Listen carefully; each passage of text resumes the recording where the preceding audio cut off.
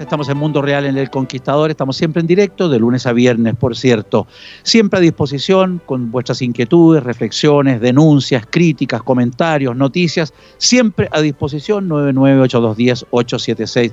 Chiquillo, amigas y amigos, quiero que detengan su mente, su corazón, porque quiero leer algo, un artículo muy sorprendente del Washington Post respecto a una visión de Chile. Vale la pena leerlo, uno puede estar a favor, en contra, decir, oye, lo voy a pensar, lo voy a repensar, es mi caso, voy a analizarlo con mucha calma. Es del Washington Post y dice así, tomémoslo con calma, dice así: Chile tiene el problema más serio del mundo. Ningún país podría encontrarse en su camino con una dificultad mayor. Las demás naciones pueden tener inconvenientes de distinta índole, pero ninguna de ellas padece el nivel de dilema que tienen los chilenos. Estoy leyendo textual, es un artículo del Washington Post. El país se angustia por lo que prefiere. No hay drama mayor para una nación.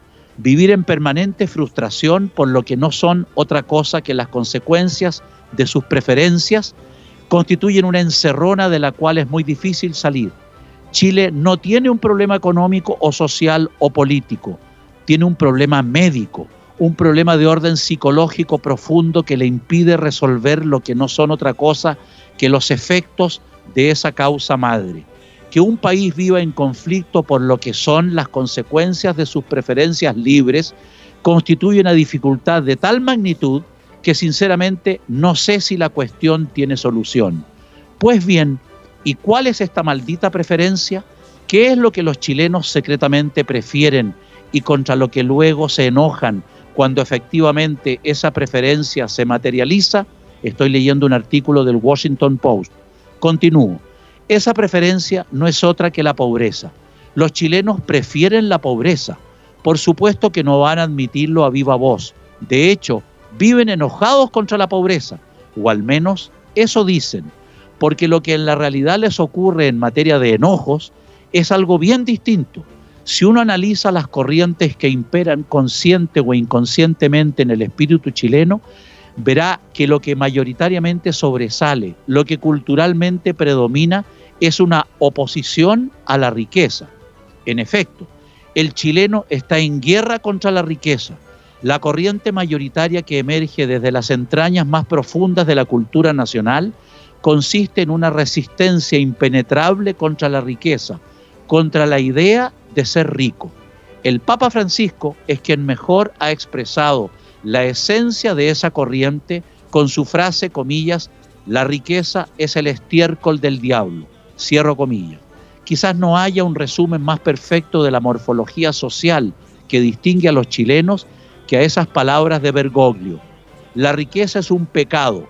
Sin embargo, en un retorcimiento que complica aún más el problema, es un determinado tipo de riqueza y un determinado tipo de rico el que el chileno desdeña y por el que siente un profundo asco. La riqueza que los chilenos repugnan es la que se produce como fruto del éxito lícito. Paralelamente, entonces, al tipo de rico que el chileno odia, es al que obtuvo su riqueza por la vía del triunfo en la vida laboral legal. Contrariamente, no se observan condenas firmes contra los que incluso obscenamente pavonean la riqueza que hicieron como consecuencia de actividades ilícitas, provengan ellas de la corrupción pública, funcionarios ladrones, sindicalistas, mafiosos, o de actividades delictivas, comillas, privadas, como los narcotraficantes o los delincuentes comunes. El prototipo del chileno que es resistido socialmente, viene de resentimiento, entre paréntesis. Es aquel que tuvo éxito material en la vida por la vía del trabajo lícito. Es ese el que defeca el estiércol del diablo. Por lo tanto, a ese personaje hay que bajarlo de donde está y, por supuesto, no es un modelo a imitar o a emular, sino un arquetipo al que envidiar, maldecir y destruir. Estoy leyendo un texto, un artículo del Washington Post en vivo y en directo, textual. Obviamente la persecución y eventual destrucción de lo que generan riqueza, de los que generan riqueza, hace que no se genere riqueza. Entre paréntesis, es una perogrullada, pero En Chile parecería necesario aclararlo, cierre de paréntesis, y al no generarse riqueza, se obtiene pobreza. Parecería que siguiendo un silogismo normal, los chilenos deberían estar felices porque finalmente consiguieron lo que buscaban: derrotar la riqueza, destruir al rico y materializar la pobreza, que siguiendo a su vez el razonamiento del Papa, debería ser el estado de gracia más cristalino del ser humano por ser opuesto al estiércol del diablo. Cierro paréntesis, sigo leyendo textual.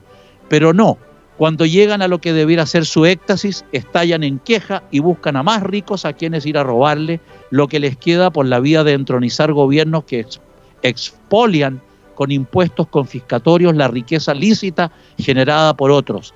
Pareciera que los chilenos buscan finalmente es una pobreza tolerable, igualmente distribuida, es decir, una pobreza hasta ahí no más, igual para todos, excepto para aquellos ricos, con paréntesis, a los cuales los chilenos no resisten, es decir, no tienen resentimiento contra ellos, como los funcionarios corruptos que dicen que vienen a sacarle a unos lo que ganaron injustamente a costa de otros, los sindicalistas mafiosos, los que encontraron un curro o un yeite, cierro de paréntesis, el típico vivo chileno que le encontró la vuelta, u otros personajes del submundo ilegal, respecto de los cuales el chileno no muestra un nivel de defensa o de ofensa ostensible.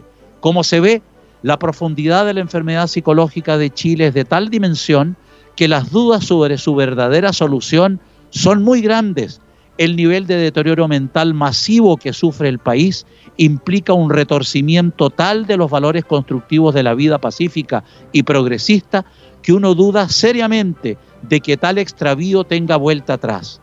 El enamoramiento del pobrismo ha llevado a la chilena a ser una sociedad completamente conflictuada, encerrada en una encrucijada de la que le será muy difícil salir.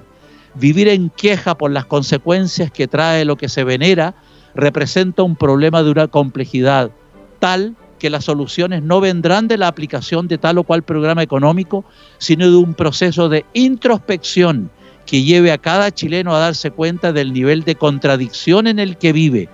Mientras ese complejo severo no sea removido del alma chilena, el país no tendrá solución. Nadie vivirá mejor venerando vivir peor. Y si se considera que vivir monacalmente es mejor que vivir en la abundancia, los chilenos deberían renunciar a la abundancia y acostumbrarse a los límites materiales de la vida monacal. Ahora, recurrir al delito, a la corrupción, al robo, al narcotráfico para producir ilegalmente lo que se niegan a generar bajo el imperio de la ley, no hará que el país sea rico. Lo que probablemente surja, o mejor dicho, se consolide, es una nueva nobleza compuesta por mafiosos, funcionarios corruptos, narcos amparados por el poder y revolucionarios de pacotilla que vivirán como reyes. Pero los chilenos honrados se hundirán en la pobreza. Esa misma pobreza que etcétera, etcétera, etcétera, etcétera. He leído textual, discúlpeme si un poco extenso, un artículo que me parece interesante de pensar, repensar y dialogar del Washington Post, revista, semanario muy requetecontra, conocido por todos.